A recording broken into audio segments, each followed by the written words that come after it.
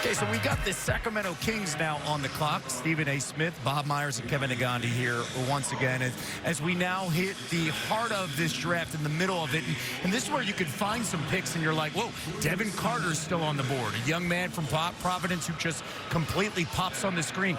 A guy you love in Dalton Connect from Tennessee, still available, still on the board, who could fill it up. Oh, you definitely need that. I like Connect a lot, no question about it. You got De'Aaron Fox there. You keep Malik Monk. Some continuity there. Mike Brown's not going anywhere. So you look at Sacramento, even though they didn't have the success that they enjoyed the year before, even though it was a thriller first-round 7-game series against you guys, at the end of the day, you look at them and you know they have some talent.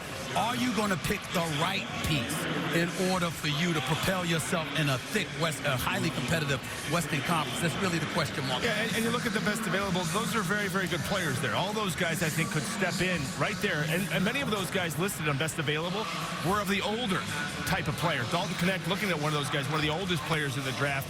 There's other players that the Kings think can maybe fit in. But here's the issue, Stephen A. In the West, the Kings are a good team, but it's going to take more than that.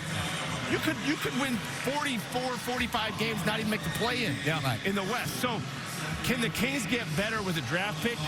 I don't know. And that's why I say, again, I'm surprised we haven't seen more trades. We've seen some that haven't come through yet, some discussions, but no major players been moved. We haven't even really seen any role players been moved. So what that might tell me is in this draft, people weren't really after these picks. Nobody was really after a lot of these picks because there's so much unknown in this draft. We might look back on this draft, and the best player hasn't been picked yet.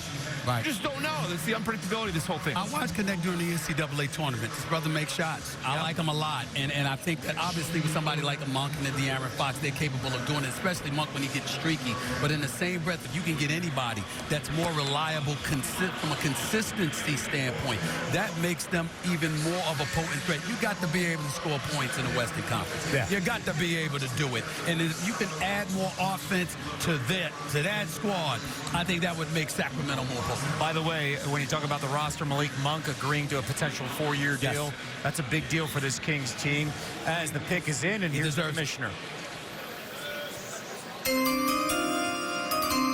With the 13th pick in the 2024 NBA Draft, the Sacramento Kings select Devin Carter from Providence College. The 2024 Big East Player of the Year. All Big East first-team selection, and there he is with his dad, Anthony, who played 13 NBA seasons, currently an assistant for the Memphis Grizzlies. And you have a guy, Devin Carter, who dominated team workouts this offseason, impressed so many people at 6'2", 22 years of age. The wingspan is 6'9". He understands offense. And we're talking about a guy who, again, he's 6'2", and he was third in the Big East in rebounds at 9 per game. Well, his rebounding rate was off the charts. I mean, it was right there. Klingon was ahead of him, a couple other guys. But he is an energy cyclone. I mean, this guy, you feel him. I can feel him from here. I mean, you can feel the energy. He's only 100 feet, 200 feet away from us. But he's 22 years old.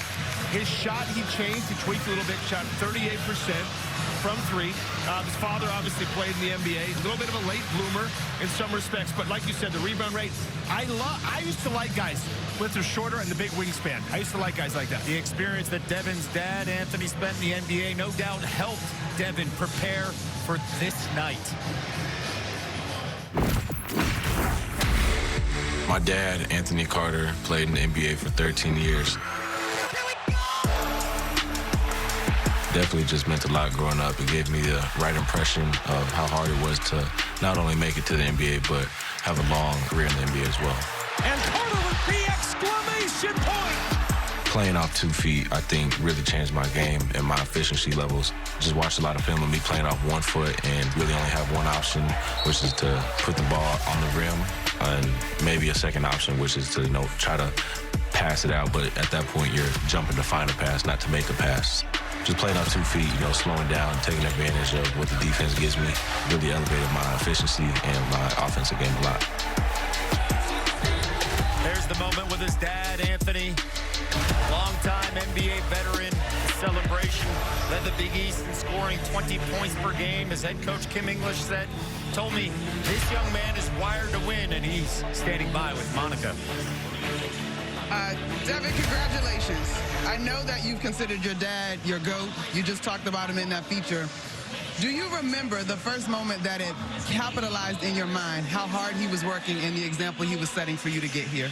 Yeah, I mean, I caught him at the end of his career, so I had to watch highlights and stuff whenever he was back in his prime. But now, I mean, like I said, I respect him how hard he worked. You know, he always got on the court for how hard he played defense, how well he led the second unit, and just the man he was. So I, give him all the thanks. Anthony, you know firsthand that while this man is starting his individual career, it is also about a support system. How will you encourage him as he's on the beginning of his NBA journey? I just tell him to go out there and play hard and refuse to lose. You know, you only get one chance at it, and you can't go in acting like you made it.